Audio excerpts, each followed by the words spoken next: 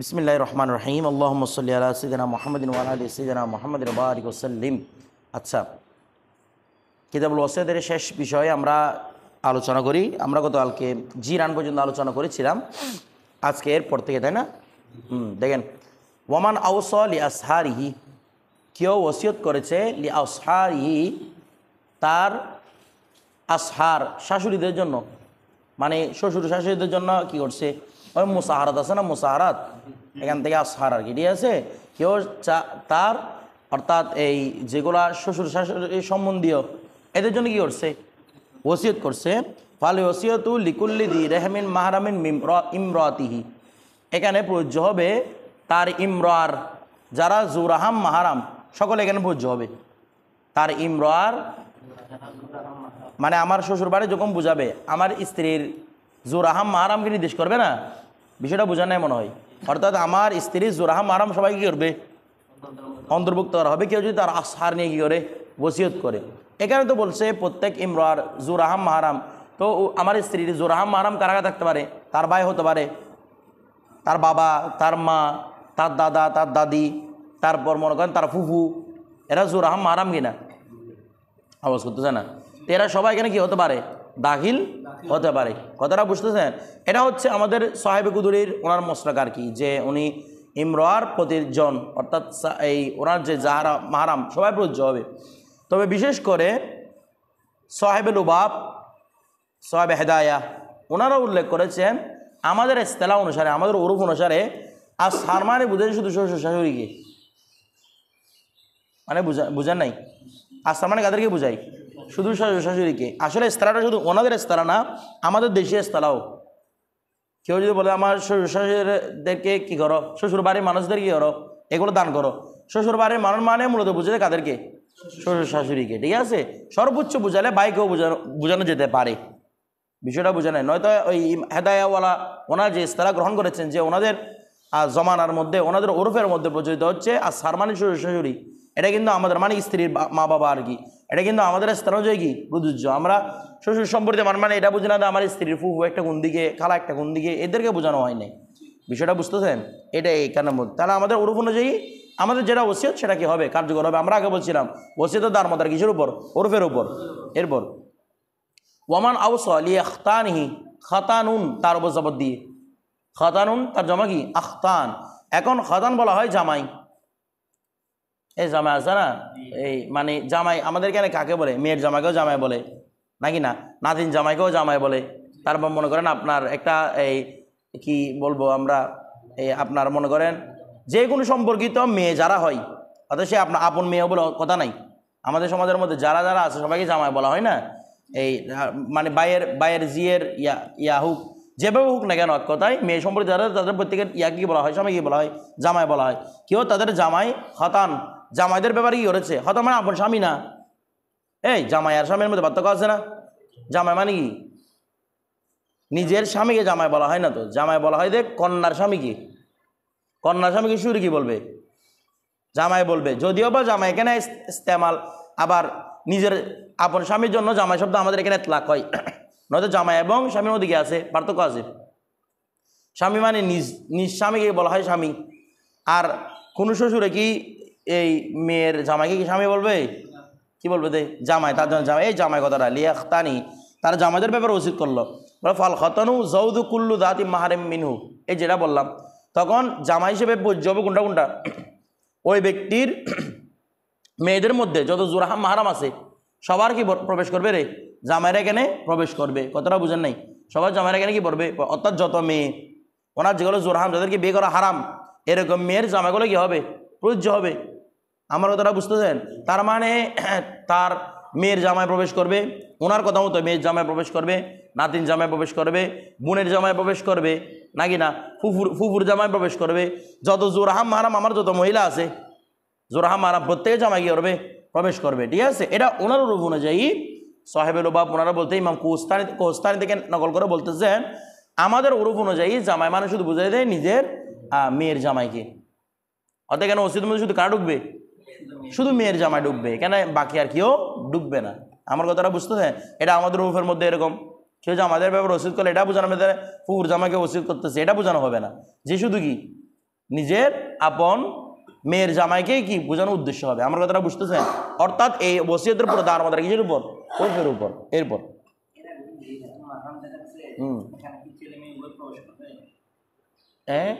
ছেলে মেয়ে উভয় প্রবেশ করবে, যেটা বলছে এখানে ছেলে মেয়ে উভয় প্রবেশ করবে। এরপর দেখেন আর এর মধ্যে শুধু জামাই আর না, অর্থাৎ মধ্যে শুধু জামাই ফাল খতানো। এরপরে ওয়ামান আউসালি আকারিবিহি, কেউ ওসিয়ত করলো তার আকরাবের জন্য অর্থাৎ নিকট আত্মীয়ের জন্য, তো বলতে ফাল ওসিয়তুল আকরাব, ওসিয়তটা বলতে হবে যে সবচেয়ে গিরে বেশি আকরাব। ঠিক আছে, তো বেশি আকরাব মানে তার মানে আমি আকরাবের জন্য ওসিয়ত করি, আমার ছেলে থাকা অবস্থায় নাতি বঞ্চিত হবে, কারণ নাতির ছেলে কি আকরাব। যত আকরাব আছে প্রত্যেক ফরদের মধ্যে জিরহাম মাহরামদের মধ্যে প্রত্যেকে কি হবে? প্রযোজ্য হবে। ফাল আকরম মিন কুল্লি বলছে, ফাল আকরম মিন কুল্লি জিরহামিন মাহরামিন মিনহু, আকরাব হবে প্রত্যেক জিরহাম মাহরাম থেকে, আকরাব হবে প্রত্যেক জিরহাম মাহরাম থেকে।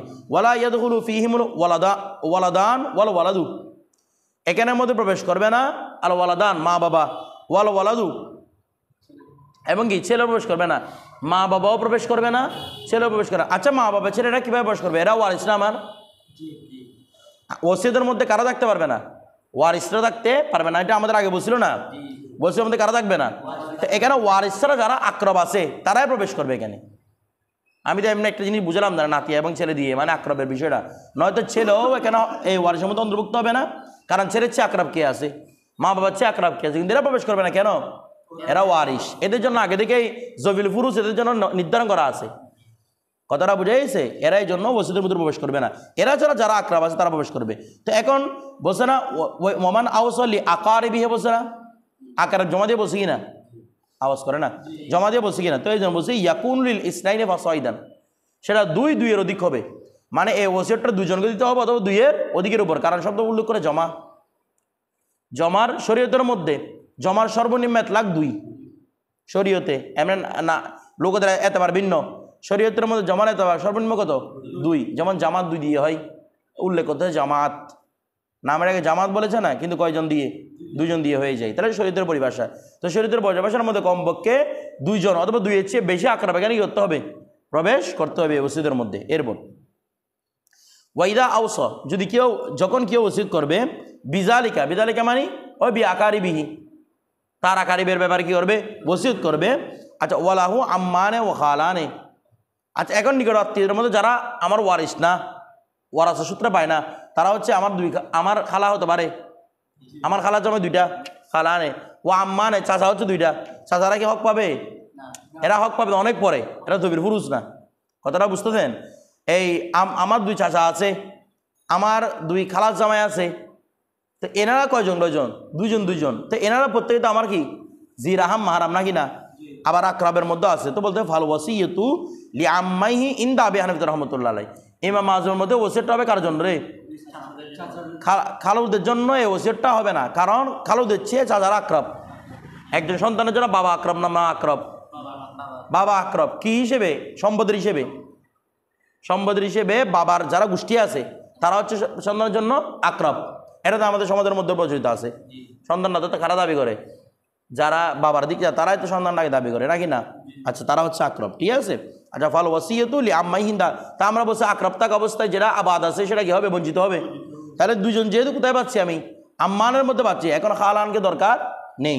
এরপর দেখেন ওয়াইন কানা লাহুম আম্মুন ওয়া খালানে, হ্যাঁ আছে একজন চাচা 2 জন খালু। আচ্ছা শুধু একজন চাচাকে দিলে কি হয়ে যাবে? না, কারণ আকারেব বলছে ওসিয়ত আকারেবের জন্য করছে, জমার জন্য করছে। তাহলে এই অবস্থায় যেহেতু আমার কাছে নিকট আত্মীয় শুধু একজনই, সেটা হচ্ছে কি চাচা, এবার দূর থেকে নিতে হবে আমার কাছে।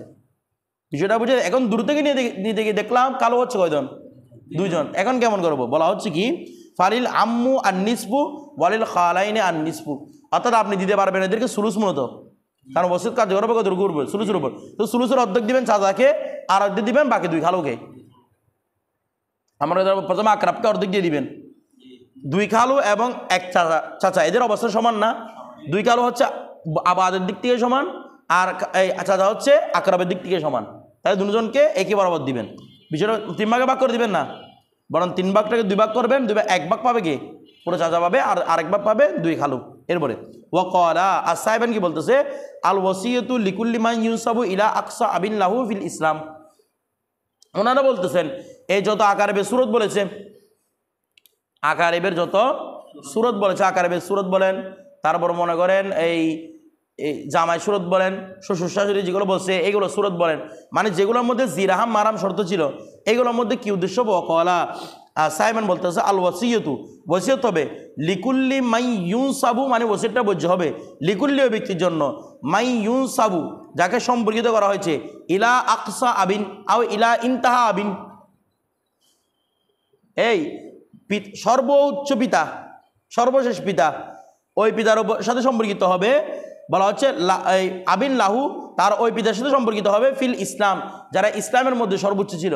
অর্থাৎ আপনার যে পিতা, পিতামহ পিতা নয়, আপনার সর্বশেষ যে পিতা যিনি ইসলাম গ্রহণ করেছিলেন, ওনার যত আত্মীয় স্বজন আছে সবাই ওসিদের মধ্যে প্রবেশ করবে। কিছু বুঝেন নাই? মনে করেন আমাদের যদি পূর্বপুরুষ হিসাব করি, কেউ না কেউ তো একজন হিন্দু ছিল বা গরে মুসলমান থাকতে পারে। বিষয়টা বুঝেন নাই? গরে মুসলমান থাকতে পারে না। আমার যে পিতৃপুরুষ, মনে করেন আমার 5 পুরুষ আগে গিয়ে সর্বপ্রথম ইসলাম গ্রহণ করছেন, এর আগে হিন্দু ছিল। 5 পুরুষ আগে কি করছে? ইসলাম গ্রহণ করছে। ওই 5 পুরুষের যত নাতি পতি আছে সবাই ওসিদের মধ্যে প্রবেশ করবে। কাদের মধ্যে? সাহেবের মধ্যে। তো ওসিয়তটার মধ্যে আমার পূর্বপুরুষ যিনি প্রথম কি করছিলেন? ইসলাম গ্রহণ করছিলেন, তার নিকটাত্মীয় সবাইকে ওসিদের মধ্যে কি করা যাবে? অন্তর্ভুক্ত হয়ে। তো যাদেরকে পারেন আপনি এই সুলুস থেকে দিতে রাখতে পারবেন। আমার কথাটা বুঝে গেছে? মানে অমুককে দিতে হবে তোমাদের এমন কোনো শর্ত না। কার মতে? সাহেবের মধ্যে। বিষয়টা বুঝতে পারছেন না? বুঝেন নাই? সবাই বুঝছেন বিষয়টা? তারা আপনার পূর্বপুরুষের উপর সবাইকে আপনি এটাকে কী করতে পারবেন? ইতলাক করতে পারবেন। এটা কার মতে? সাহেবের মতে। এটার উপর রায় নয়, যেহেতু এটা ওরফের উপর নির্ভরশীল। কার উপর নির্ভরশীল? ওরফের উপর নির্ভরশীল। বিষয়টা ওনাদের ওরফের মধ্যে যারা ছিলেন ওনার তবে দাবিন, ওনাদের যেটা ছিল সেটার উপর রায় দিয়েছেন। ইমাম আদমের ওরফে যেটা ছিল ইমাম আদম সেটার উপর রায় দিয়েছেন। তো আমাদের ওরফের সাথে কার ওরফ? ইমাম আদমের ওরফটা মিলে যায় আমাদের ওরফের সাথে, এই জন্য আমরা এটার উপর রায় দিব। এরপর দেখেন আর আকসরনামা ইমাম আদমের উপর রায় দিয়েছেন। সবাইকে ভাগ করে মানে সবাইকে দিতে হবে বলে কথা নাই। আপনি এগুলো মানুষ কোথায় বুঝবেন? অর্থাৎ এদেরকে যে কোনো একজনকে দিলে প্রযোজ্য হয়ে যাবে। অর্থাৎ আপনি ওই যে মানে খালা থাকা এই চাচা থাকা অবস্থায় খালুকে বঞ্চিত করা, এমন কোনো কিছু বঞ্চিত করতে হবে। যারা যারা আছে সবাইকে সমানভাবে দিয়ে দেবেন। কেউ বেশ পাবে কেউ কম পাবে এমনটা না। বিষয়টা বুঝে গেছে? আচ্ছা, এরপর দেখেন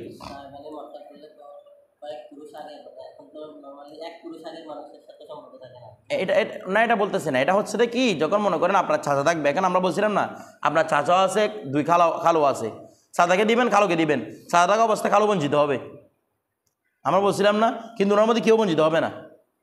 যারা যারা আছে মোটামুটি সবাই পেয়ে যাবে। কথাটা বুঝতেছেন? যাদের সাথে সম্পর্ক আছে। এরপর দেখেন ওয়ামান আউসালি রজুলিন, যেগুলোকে আমরা গোষ্ঠী বলি আর কি, মানে এটা ওনারা আমাদের গোষ্ঠী, মানে গোষ্ঠী সবাই পাবে এটা বলতেছে আর কি। তারপর দেখেন 14 গোষ্ঠী সবাই পাবে।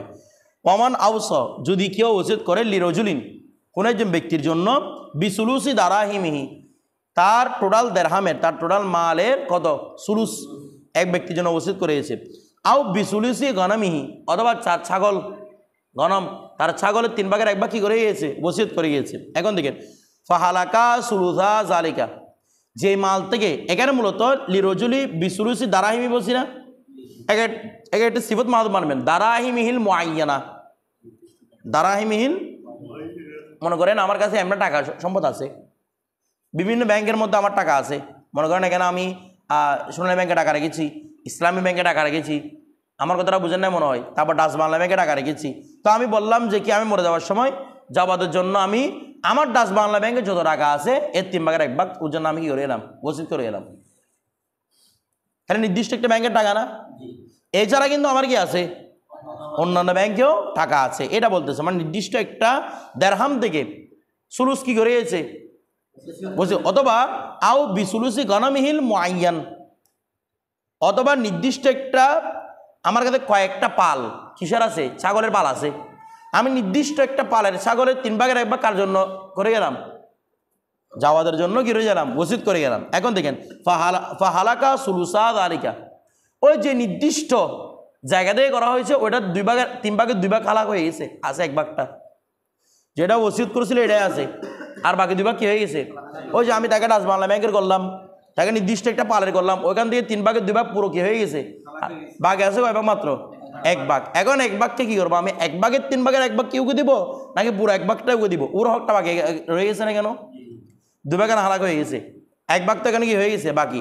এখন আমি যে 1 ভাগ আছে এটাকে 3 ভাগের 1 ভাগ করে কি জাওয়াতকে দিব নাকি পুরো 1 ভাগটা জাওয়াতকে দিয়ে দিব? এটা হচ্ছে প্রশ্ন। দেখেন কি বলতেছে, ওয়া বাকিয়া সুলুসু, তাহলে সুলুসান কি হয়ে গেছে? হালাক হয়ে গেছে, সুলুস কি আছে? বাকি আছে। আচ্ছা, তো এখন বলতেছে ওই সুলুসটা, যে সুলুসটা বাকি আছে, ওয়াহুয়া ইয়াখরুজু মিন সুলুসি মা বাকিয়া মিন মালিহি, তার টোটাল মাল মানে অন্যান্য ব্যাংক সহ মিলে যদি ওই সুলুসটা বাকি মালেরও সুলুস হয়, ওই সুলুসটা বাকি মালেরও কি হয়? সুলুস হয় কিংবা তার চেয়ে কম হয় আর কি। সুলুস কিংবা তার চেয়ে কি হয়? কম হয়। মানে বুঝেন না বিষয়টা? মনে করেন আমার ডাচ বাংলা ব্যাংক আছে 6 লক্ষ টাকা, ভালো করে বুঝবেন। ডাচ বাংলা কত আছে? 6 লক্ষ। ইসলামী ব্যাংকে রাখছি 3 লক্ষ টাকা, সোনালী ব্যাংকে রাখছি 3 লক্ষ টাকা। মাসালা বুঝতেছেন? ডাচ বাংলা ব্যাংকে আছে কত? 6 লক্ষ। এখন আমি বললাম আমার ডাচ বাংলার যত টাকা আছে তার 3 ভাগের 1 ভাগ আমি জাওয়াতকে ওসিয়ত করে গেলাম, তাই জাওয়াত কত লক্ষ টাকা পাবে? 2 লক্ষ টাকা। কোনো কারণে আমি যে টাকাগুলো এখানে রাখছিলাম ডাচ বাংলা ব্যাংকে, এখানে ব্যাংক দেওয়ালিয়া হয়ে গেছে। তো দেওয়ালিয়া হয়ে গেলে তো সব টাকা দেয় না, নির্দিষ্ট একটা % দিয়ে দেয় আর কি। তো এখন কি দিছে? আমাকে 2 লক্ষ টাকা দিছে, তাহলে 4 লক্ষ হালাক হয়ে গেছে না? আছে কয় লক্ষ? 2 লক্ষ। এখন এই 2 লক্ষ টাকাগুলো জাওয়াতে পাবে নাকি 2 লক্ষের 3 ভাগের 1 ভাগ পাবে? তো আমাদের সাহেব মুসান্নেফ বলতেছে বাকি ব্যাংকগুলো হিসাব করেন। সোনালী ব্যাংকে কত ছিল? 3 লক্ষ। ইসলামী ব্যাংকে কত ছিল? 3 লক্ষ। বলে টোটাল টাকা যদি হিসাব করে যদি 2 লক্ষ টাকাটা বাকি টাকার 3 ভাগের 1 ভাগ হয়, বুঝেন নাই? বাকি টাকা 3 ভাগের 1 ভাগ হয়, তাহলে আমার কাছে ওদিকে আছে কত? 6 লক্ষ টাকা। এখন এই 2 লক্ষ 6 লক্ষ 3 ভাগের 1 ভাগ হচ্ছে কিনা বলেন? ওই অবস্থার মধ্যে 2 লক্ষ টাকাটা কে পেয়ে যাবে? জাওয়াতে পেয়ে যাবে। আমার কথাটা বুঝে গেছে? যেহেতু মুআয়্যানা থেকে মুআয়্যানাটা নষ্ট হয়ে গেছে, এখন আমি হিসাব করবো টোটাল মালটা, আর টোটাল মাল কত টাকা আছে। তো টোটাল মাল যদি 3 ভাগের 1 ভাগ হয়ে যায় ওইটা, তাহলে ওটাই কি দিয়ে দিবে? টাকা পুরোটা দিয়ে দিবে। আর যদি 3 ভাগের 1 ভাগের বেশি হয় তাহলে 3 ভাগের 1 ভাগ দিতে হবে এখানে। যদি 3 ভাগের 1 ভাগ বেশি হয় টাকাটা, তাহলে কি দিতে হবে? 3 ভাগের 1 ভাগই দিতে, এর চেয়ে বেশি কাজ জোর হবে না। বিষয়টা বুঝে না? মনে করো 2 লাখ টাকা আছে, আমাদের সোনালী ব্যাংক আছে 1 লাখ টাকা, কোথায়? ইসলামী ব্যাংক আছে 1 লক্ষ টাকা। তাহলে এখন এই 2 লক্ষ টাকা কি ওই 2 লক্ষ টাকা 3 ভাগের 1 ভাগ হবে না? তাহলে ওই 2 লক্ষ টাকা 3 ভাগের 1 ভাগ কত হবে? হয়তো মনে করেন 65-67 হাজার টাকা এরকম। তো এই 2 লক্ষ টাকা 67 হাজার টাকা দিলেই হবে আমার। তার মানে টোটাল সম্পদ থেকে যদি ওই টাকাটা যেখান থেকে দারাহিমা ময়া নির্দিষ্ট করেছে, এটা যদি টোটাল সম্পদের 3 ভাগের 1 ভাগ হয় তাহলে এটা পুরোটাই দিয়ে দিবে। আর না হলে যতটুকু হয় ততটুকু পরিমাণ কি করবে? সুপর্দ করলে হবে। কথাটা বুঝে গেছে? এটাই বলা হচ্ছে। দেখেন বলা হচ্ছে ওয়াহুয়া ইয়াখরুজু, এই সুলুসটা বের করবে। যদি সুলুসটা বের হয়, ওয়াহুয়া ইয়াখরুজু, এই সুলুসটা হুয়ার মার্জি হচ্ছে সুলুস মার্জি, সুলুসটা যদি ইয়াখরুজু কি হয়? বের হয় মিন সুলুসি মা বাকিয়া মিন মালি, তার টোটাল মালের 3 ভাগের 1 ভাগ থেকে যদি কি হয়? বের হয়, ফালাহু জামিউ মা বাকিয়া, তাহলে তার জন্য টোটাল ওই সুলুস যা বাকি আছে সবগুলো কি? ফালাহু মানে ফালিল মুসালাহু, মুসালাহুর জন্য সম্পূর্ণ হবে যেটা কি আছে? 3 ভাগের 1 ভাগ বাকি আছে। এরপর দেখেন, হ্যাঁ তাহলে এমনি গয়রা ময়ানা হলে টোটাল সম্পত্তি 3 ভাগের 1 ভাগ দিতে হবে। এখন তো আমরা দিচ্ছি নির্দিষ্ট একটা ব্যাংকে 3 ভাগের 1 ভাগ, আর না যদি গয়রা ময়ানা হয় টোটাল সম্পদ হিসেব করে 3 ভাগের 1 ভাগ কি পাবে? সম্পদ পাবে, ওসিয়ত পাবে। হ্যাঁ ময়ানা হতে নির্দিষ্ট একটা জায়গা থেকে হিসেব করতাম। এখন সমস্যা হচ্ছে যে ওখানে সুলুসান ধ্বংস হয়ে গেছে, এখন কি করবো সেটা নিয়ে হচ্ছে কথা। বিষয়টা বুঝে গেছে? এখন ওর সুলুস তো বাকি আছে, এক হিসেবে সুলুস বাকি আছে, আর এক হিসেবে আমার সম্পদ ধ্বংস হয়ে গেছে। তো কোনটা করবো? এবার টোটাল সম্পদটা হিসেব করেন। বিষয়টা বুঝতেছেন? এরপর দেখেন গয়রা ময়ের মধ্যে হালাক করতে যতটুকু ততটুকু থেকে সুলুস পাবে আর কি। গয়রা ময়ের তো বর্ষই নাই, গয়রা ময় যা আছে 1 টাকা হলে 1 টাকা 3 ভাগের 1 ভাগ একই রকম হচ্ছে। ওটা তো আপনার যত টাকা আছে তত টাকা থেকে 3 ভাগের 1 ভাগ দিয়ে দিতে হবে।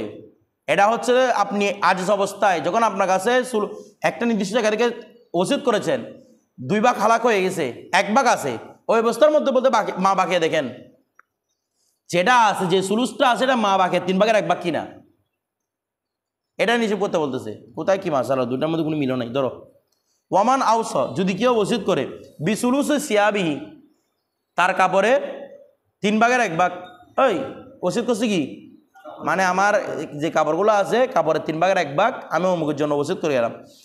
ফাহালাকা সুলুসাহু, ওখান থেকে কি হয়ে গেছে? সুলুসান কি হয়ে গেছে? হালাক হয়ে গেছে। আচ্ছা, ওয়া বাকিয়া সুলুসুহু, মানে নির্দিষ্ট এইখানে সেম আর কি। মনে করেন আমার কাছে 3-4টা ভর্তি আলমারি কাপড় আছে। তা আমি বললাম আমার এই এক আলমারির কাপড় কার জন্য? জাওয়াদের 3/1 ওর জন্য।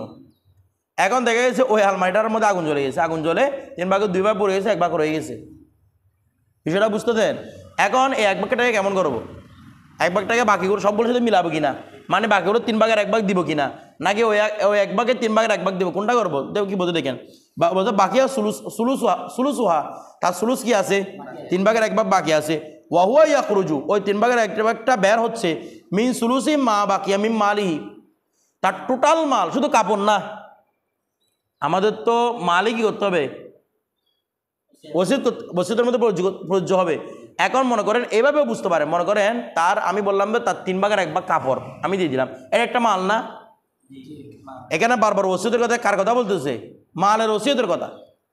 মাল ছাড়া অন্য কিছুর ওসিয়ত করলে কি হবে সেটা সামনে লাস্ট আলোচনা করতেছি। এই বিষয়টা বুঝতে দেন।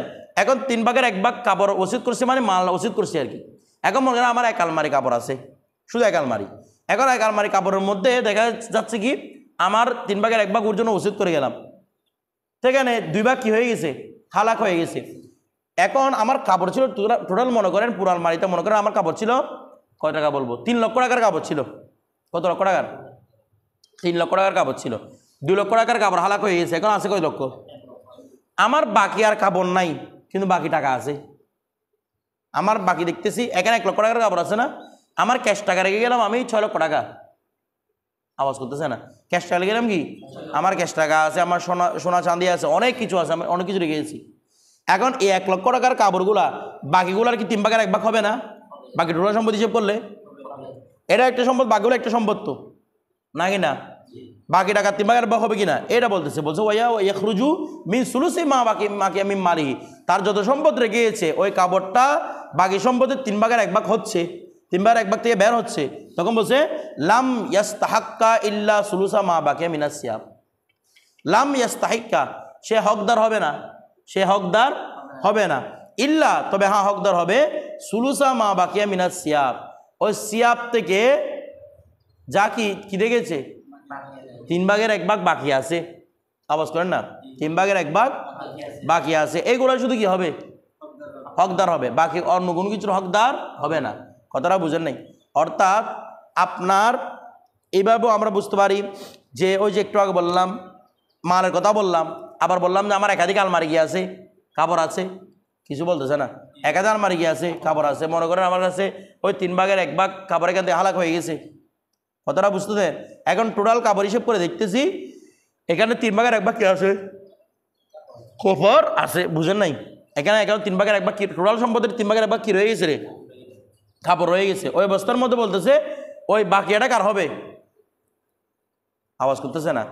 ওই যে যার মুসালাহু আছে মুসালাহুর হবে। এখন কথা হচ্ছে হুজুর কাপড় শর্ট পড়তেছে, আমার বাকি 3-4 আলমারি করে কাপড় টাল, ওখানে ওখানে 3/1 আরো বেশি হওয়ার কথা নাকি না? বলতেছে না? 1 আলমারি কাপড় ধ্বংস হয়েছে, আর 5টা আলমারি কাপড় রয়ে গেছে আপনার। তো ওই 5টা আলমারি কাপড় এক অংশ কোনদিন হবে নাকি আরো বেশি হবে? তো বেশি হলে তারপরে সুলুস পূর্ণ করে দেওয়ার কথা না? আওয়াজ করতেছে না? কারণ ও তো সুলুসই কি করছিল? সুলুস পূর্ণ করে দেওয়ার কথা না? এখন বলতেছে না যা বাকি আছে শুধু তাই দিবেন, এখানে সুলুস পূর্ণ করা জরুরি না। আমার কথাটা বুঝতেছেন? এখানে সুলুস পূর্ণ করা জরুরি নয়। এটা কখন সুলুস পূর্ণ করা কখন জরুরি নয়? যখন কাপড়গুলো ভিন্ন ভিন্ন হবে। কাপড়গুলো কি হবে? অর্থাৎ আমার মনে করেন একটা শার্ট, একটা প্যান্ট, এভাবে ভিন্ন ভিন্ন কাপড়, অথবা এক এক দামি কাপড়। এখানে থান কাপড় হিসেব করেন, এক এক দামি কাপড়। যদি সবগুলো কি দামি হয় তখন সবগুলো দিকে সুলুস দিয়ে দিতে হবে। বুঝেন না বিষয়? মানে আমি যেগুলো আলমারিতে কাপড় রেখেছি, থান কাপড় রেখেছি, একটা কাপড় এক রকম, কোনোটা বেশি দামি, কোনোটা একটু কম, কোনোটা মধ্যম মানের, এরকম ভিন্ন ভিন্ন কাপড় আছে। ওই টাইমের মধ্যে বলতেছে পুরার পরে যা আসছে তা দিয়ে দিবেন। আর যদি সবগুলো কাপড় একই রকম হয়, প্রত্যেক আলমারি কাপড় আমার কি একই রকম, মানে সবগুলো মুত্তাহিদুল জিন্স, ওই অবস্থার মধ্যে টোটাল কাপড় থেকে কত পাবে? সুলুস পাবে। এবার বিষয়টা বুঝতেছেন?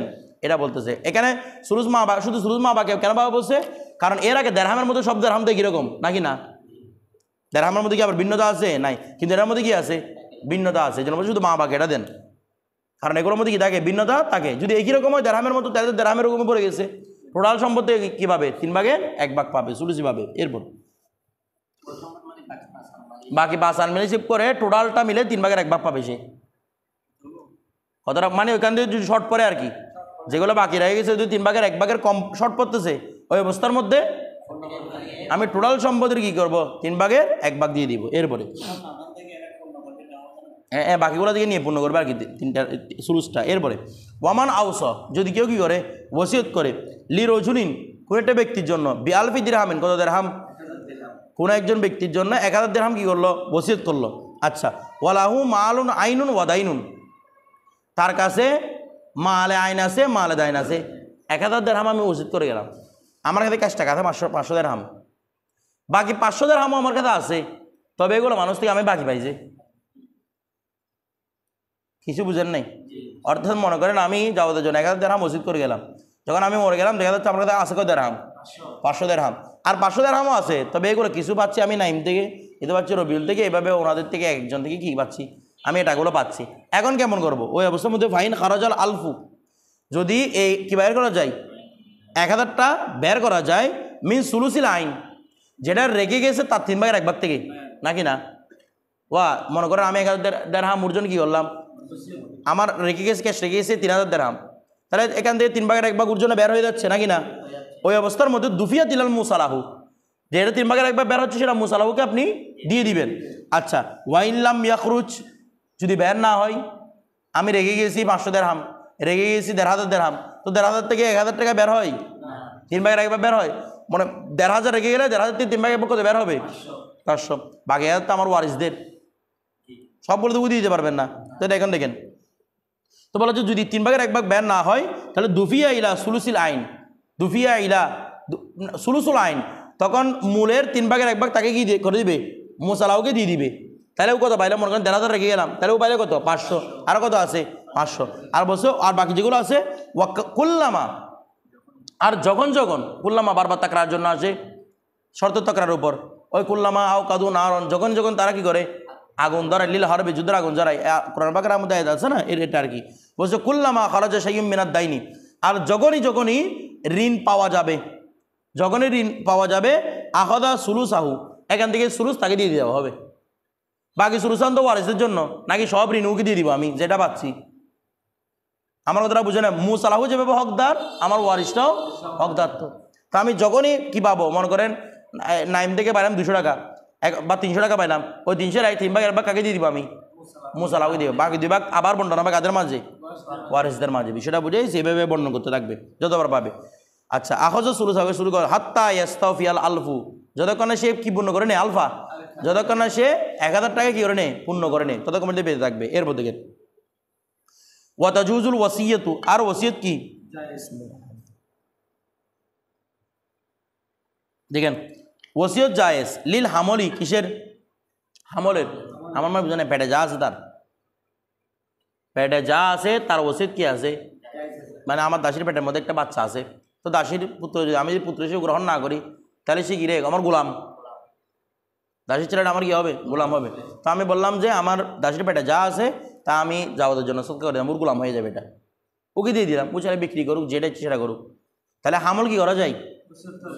কারণ যেটার আইন ওসিয়ত করা যায় সেটার জুজও ওসিয়ত করা যায়, যেটার আইন ওসিয়ত করা যায় সেটা কি করা যাবে? আমি যদি মনে করেন 1 লক্ষ টাকা আমার পুরো আছে, তো আমি যদি 1 লক্ষ টাকার ওসিয়ত করতে পারি, তাহলে 1 লক্ষের জুজ 50,000 টাকা বিষয়টা ওসিয়ত করতে পারবো না? আমি যদি একটা ছাগল ওসিয়ত করতে পারি, তাহলে ছাগলের একটা পা, কি ছাগলের কলিজা, এগুলো ওসিয়ত করতে পারবো কিনা? বলতেছে না। যেটার মূল ওসিয়ত করা যায় সেটা জুজও কি করা যায়? তাহলে দাসীকে ওসিয়ত করা যায় না? তো দাসীর জুজও ওসিয়ত করা যাবে। বিষয়টা বুঝতেছেন? আচ্ছা, এটা তো আর এমন না এটাকে কেটে বের করে দিয়ে দিচ্ছেন। আমি কি দাসের একটা হাত ওসিয়ত করতে পারবো? ওর হাত একটা ও হাত এটা দিয়ে কী করবে? অর্থাৎ দাসীকে দিয়ে যে ফায়দা, দাসীর জুসকে দিয়ে যদি ফায়দা হয়, তখন এটা দিয়ে কী করা যাবে? ওসিয়ত করা যাবে। আচ্ছা দেখেন ওয়াতাজুজুল ওয়াসিয়াতুল হামল, তাহলে হামলের কি করা যায়? ওসিয়ত করা যায়। আচ্ছা, এখন কখন হামলের ওসিয়ত শর্ত কি বলতেছে দেখেন, বিল হামলি লিল হামল, আচ্ছা, এখানে দুইটা কথা বলতেছে, একটা হচ্ছে তাজুদুল ওয়াসিয়াতু লিল হামল ওয়া বিল হামল, হামলের জন্য ওসিয়ত করা যায়, হামলকেও ওসিয়ত করা যায়। হামলকে ওসিয়ত করা আপনাদের বুঝিয়ে দিলাম। হামলের জন্য মানে পেটের ভিতরে যা আছে, আমার সন্তান একটা এখন আমার স্ত্রীর পেটে গর্বে আছে, আমি ওর জন্য ওসিয়ত করে দিতে পারবো না? সন্তানের জন্য তো পারা যায় না, সন্তান তো আমার ওয়ারিস। মনে করেন আমার কি আকারের যারা আছে জুরাহাম মাহারাম, বুঝেন না, মনে হয় আমার বাগিনা, ও কি আমার ওয়ারিস? বলতেছে না, আমার বাগিনা ওয়ারিস। আমি আমার বাগিনার জন্য আমার বোনের পেটের মধ্যে আছে কোনো, আমি চাইলে কি করে যেতে পারবো? ওসিয়ত করে যেতে পারবো। নাতির জন্য ওসিয়ত করে যেতে, ওদের সন্তান আছে, সন্তান থাকা অবস্থা নাতি বঞ্চিত নাকি না? এই বঞ্চিতদের জন্য কি ওসিয়ত। যারা হক পাচ্ছে তাদের জন্য তো ওসিয়ত নাই, সন্তানের জন্য আবার ওসিয়ত আছে? ওসিয়ত নাই। হ্যাঁ, ওসিয়ত হতে পারে যদি বাকিরা কি দেয়, এজাজত দেয়, এটা আমাদের আগে বলছিল নাকি না? সন্তানের জন্য কি হতে পারে? মনে করেন আপনার একটা দুইটা ছেলে আছে, একটা ছেলে হচ্ছে বঙ্গু প্রতিবন্ধী, আর একটা হচ্ছে বরাবর, ঠিক আছে? তো আপনি অনেক বড় না, আমার এই ছেলের জন্য আমি বেশি রেখে যাবো, আমি বেশি দিয়ে দিই তোমরা, তো ওরা যদি বাকি ভাই এজাজত দেয় তাহলে দিতে পারে। দিতে পারে না কেন? কেন বলছিলাম না, ওয়ারিসদের জন্য ওসিয়তটা হয় না কেন? এদের জন্য হক নির্ধারিত আছে, আর এরা বেশিও পায় না কেন? কারণ প্রত্যেকের হক বরাবর সমান। তো নিজে থেকে যদি হক দিয়ে দেয় তাহলে তো কারো কোনো কিছু করার নাই, এটা আমরা আগে বলছিলাম। এরপর দেখেন ওয়াতাজিদুল ওসিয়তুল লিল হামল, তাহলে আমার যারা ওয়ারিস না এরকম একটা হামলের জন্য আমি কি করতে পারি? ওসিয়ত করতে পারি। এগুলো কেন আসতেছে? কারণ ওরা এখন আদম উজুদের মধ্যে আসে নাই, মানে এরকম আদমের জন্য কি করা জায়েজ? ওসিয়ত করা জায়েজ। ওয়াবিল হামলি, কার? আর হামলকেও ওসিয়ত করা জায়েজ। বিল হামল মানে হামল, খুদ হামল কি করে দিব আমি? ওসিয়ত করবো। কখন? ইদা ওয়াদা, যখন সেটা দুনিয়া আসবে। ওয়াদা মানে বুঝো ওয়াদে হামল আর কি, যখন এই ওয়াদে হামলটা হবে লি আকাল্লি মিন সিত্তাতি আশহুরিন, কতদিনে? 6 মাসের কম সময়ে। 6 মাসের কম সময়ে যদি কোথায় আসে? দুনিয়া আসে। তখন বুঝতে যাবে দেখি ওই আমি যখন ওসিয়ত করছিলাম তখন এটা পেটের ভিতর ছিল। এটা আমাদের আগে 6 মাসের কম এগুলো আগে অনেকবার বলা হয়েছিল, কথাটা বুঝতেছেন?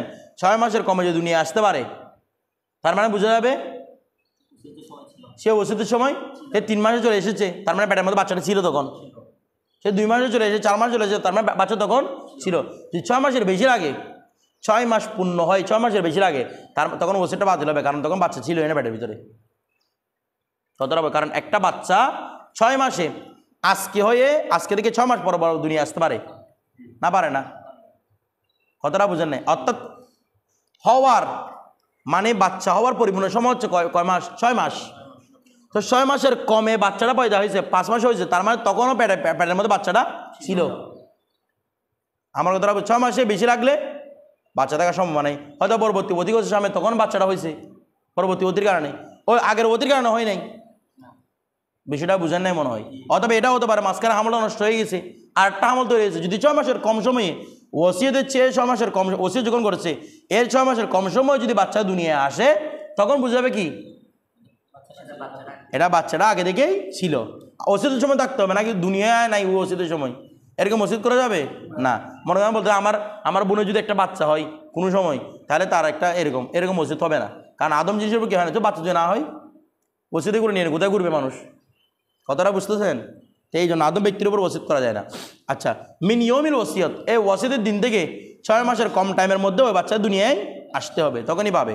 আচ্ছা, দেখা যাচ্ছে 6 মাসে বেশি হয়েছে, তখন ওই ওসিয়তটা কি বাতিল। তো ওসিয়ত বাতিল হলে করে খারাপ হবে সম্পদগুলা, ওয়ারিসটা পেয়ে যাবে সম্পদ। এরপর দেখেন ওয়াইজা আউস, যদি কেউ ওসিয়ত করে লি রজুলিন, কোন একটা ব্যক্তির জন্য, বিজারিয়াতিন, কেউ ওসিয়ত করলো এই আউসাবি, কোন একটা জিনিসের ওসিয়ত করা। একটা জারিয়া কি করলো? ওসিয়ত করলো, আমি জাওয়াদের জন্য বললাম আমার দাসী যেটা আছে মরে গেলে আমার দাসীটা জাওয়াদের, ওসিয়ত করে গেলাম, এরকম ওসিয়ত হবে। হ্যাঁ, ইল্লা হামালাহা, বললাম না যেটার কুল ওসিয়ত জায়েজ সেটা জুজো, তো যেটার কুল ওসিয়ত করা জায়েজ, যেটা কুলকে ইস্তেসনা করা যায় সেটা জুজকেও করা যায়। আমি আগে বলছি না ওসিয়ত করে ফেরত নেওয়া যায়, ওসিয়তকে বাতিল করা যায়, কারণ এটা একটা হেবা করে আবার এটা ফেরত নেওয়া যায় যতক্ষণ না ও কবুল না করবে। অনুরূপভাবে আমি দাসী দিলাম, বলো দাসীর হামলটা তোমার না, মানে বুঝেন নাই? অর্থাৎ তুমি দাসী এটাকে ব্যবহার করতে পারবে তোমার খেদমতের জন্য, এটা সাথে তুমি অধিক করতে পারবে না। অর্থাৎ তোমাকে আমি হামল দিই নাই, হামল আনার জন্য তোমার এমনি খেদমত করবে। বিষয়টা বুঝেন নাই মনে হয়? মানে আমি এই বিষয়টা বুঝালাম যে কি, আমি দাসীটা খেদমতের জন্য দিলাম জাওয়াতকে, হামলটা দিলাম ফুরকানকে। আমার কথাটা বুঝছেন? অর্থাৎ ফুরকান যেটাকে এটার সাথে অধি করতে পারবে, বাচ্চারা হবে বুরকানের খাদমতের জন্য দিছি কার জাওয়াদের কথাটা বুঝতেছেন। তো এইভাবে করা যায় যে ওমান আউসলি হয়েছে বিজারিয়াতিন, যে একটা জারিয়া কি করছে ওসিয়ত করে গেছে, ইল্লা হামলা কি ছাড়া বর্তমান হামল তোমাকে আমি দিই না, তার সাথে তুমি কি করতে পারবে না, অধি করতে পারবে না। এরকম সহাতিল ওসিয়ত বলে ইস্তেসনাও, এরকম ইস্তেসনাও শুদ্ধ, ওসিয়তও শুদ্ধ। কারণ জুজও তো দান করা যায় ছিল, তো যেটাকে দান করা যায় সেটাকে ইস্তেসনা করাও কি জায়েজ, এটাকে ইস্তেসনা করতেছে হামলটাকে, বিষয়টা বুঝে গেছে। আচ্ছা, অথবা এটা মশলাটা এইভাবে হতে পারে যে দেখেন আমার দাসী যখন ছিল, দাসীর পেটের ভিতরে বাচ্চা ছিল, আমি যদি দাসীটাকে যদি জাওয়াতকে দিয়ে যাই তাহলে আমার দাসীর পেটের বাচ্চাটা জাওয়াতের জন্য হবে না। তো আমি বললাম যে আমার দাসীটাকে জাওয়াতকে দিলাম কিন্তু তার হামলটাকে জাওয়াতকে দিলাম না, অর্থাৎ তার বাচ্চাটা জাওয়াতদের হবে না, বাচ্চাটা কারটা আমার ওয়ারিসদের হবে, কিছু বলতেছে না, বাচ্চারা হলে সেটা কার হবে, আমার ওয়ারিসদের হবে, বিষয়টা বুঝতেছেন। এরকম ইস্তেসনা করা যায়। এরপর ওয়ামান আউসালি রজুলিম বিজারিয়াতিন, এখন কোনো একজন ব্যক্তির জন্য একটা জারিয়া কি করলো ওসিয়ত করে গেল। আচ্ছা, ফাওয়ালাদাত বাদা মৌতিল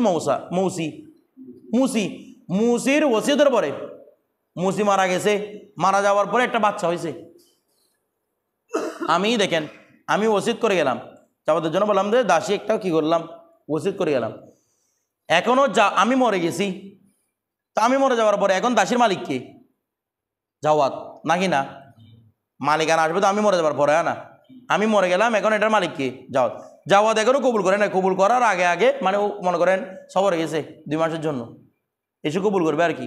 তো 2 মাস আস্তে আস্তে দেখতে দাসীটা একটা বাচ্চা হয়েছে, এখন জাওয়াত কি টোটাল বাচ্চা সহ পাবে না বাচ্চা ছাড়া শুধু দাসী পাবে, ওসিয়ত করেছিলেন দাসীর নাকি না, কিন্তু যখন ওসিয়ত করছিল বাচ্চা নিয়ে বেড়েছিল, এখানে কয়েকটা মাসালা আসতেছে, যখন ওসিয়ত করছিল বাচ্চাটা পেটে ছিল, কিন্তু আমি বাচ্চাটার ওসিয়ত করি নাই, আবার ওসিয়ত করছি শুধু কার দাসীর, এখন আবার ইস্তেসনাও করি নাই, ইল্লা হামালাহ এরকম কোনো কিছুও বলি নাই। এখন মাসালা কীরকম বলছে কি, কবলা আন ইয়াকবালাল মুসালাহু ওয়ালাদান, এই বলা হচ্ছে কি কবলা আন ইয়াকবালাল মুসালাহু, ওই দাসীটাকে মুসালাহু কবুল করার পূর্বে দাসীটা কি করেছে ওয়ালাদান একটা সন্তান কি দিয়েছে, জন্ম দিয়েছে। এখন মাসালা কি বলে, সুম্মা কবিলাল মুসালাহু, এরকম মুসালাহু বিদেশাবাদ থেকে আসছে জাওয়াত, এসে দাসীটাকে গ্রহণ করছে। এখন বলা হচ্ছে কি ওয়াহুমা ইয়াখরুজানে মিনাস সুলুস, উভয়টা বের হবে উভয়টা বের হচ্ছে থেকে সুলুস থেকে, অর্থাৎ আমি যত সম্পদ রেখে এলাম, মনে করেন আমি টোটাল সম্পদ রাখলাম কত 8 লক্ষ টাকা সম্পদ রাখলাম, কত লক্ষ টাকা, আমি ক্যাশ টাকা রেখেছি 8 লক্ষ টাকা, আমার দাসীটার দাম ছিল 2 লক্ষ টাকা, তাহলে সম্পদ কত 10 লক্ষ। এখন তখন দাসীর সন্তান হয়েছে, সন্তান ছেলেটার দামও মনে করো 2 লক্ষ টাকা, তাহলে এখন আমার টোটাল সম্পদ কত 12 লক্ষ, 12 লক্ষের 3 ভাগের 1 ভাগ কত 4 লক্ষ। আচ্ছা দেখেন তো 4 লক্ষটা মানে সন্তান এবং মা উভয়টা টোটাল সম্পদের 3 ভাগের 1 ভাগ হচ্ছে কিনা, এই অবস্থার মধ্যে আমি মুসালাহুকে সন্তানও দিয়ে দিব, মাকে দাসীকে দিয়ে দিব, তার মাকে দিবে, কেন টোটাল সম্পদের সুরুজ বের হচ্ছে। মাসাটা বুঝতে চান, যদি উভয়টা যদি সুরুজের মাল থেকে বের হয় টোটাল সম্পদের, তাহলে মা সন্তান দুজনকে কাকে দিয়ে দিবে, মুসালাহুকে দিয়ে দিবে। আচ্ছা, ওই একরোজা মিনের সুরুজ ফাহুমালিল মুসালাহু, তখন ওই বস্তু সন্তান এবং মা দুজনের কার জন্য হবে, মুসালাহুর জন্য হবে। এখন প্রশ্ন হচ্ছে ফাইল্লাম ইয়াখরুজা মিনাস সুলুস, উভয়টা বের হচ্ছে না ঘুরতে গিয়ে, অর্থাৎ ওরা দাম বেশি হয়ে যাচ্ছে, বিষয়টা বুঝেন নাই। মনে করেন আমি রেখে এলাম 6 লক্ষ টাকা, রেখে এলাম কত 6 লক্ষ, এখন দাসীর দাম হচ্ছে 2 লক্ষ, সন্তানের দাম 2 লক্ষ, তাহলে টোটাল কত হইল 4 লক্ষ, 6 লক্ষ 4 লক্ষ 10 লক্ষ, তো 10 লক্ষের 3 ভাগের 1 ভাগ কত হবে, 3.5 বা 3 বা 3.5 লক্ষ ধরি, বা 3 লক্ষ 30,000 33,000 টাকা ধরি, 3 লক্ষ 33,000 টাকা।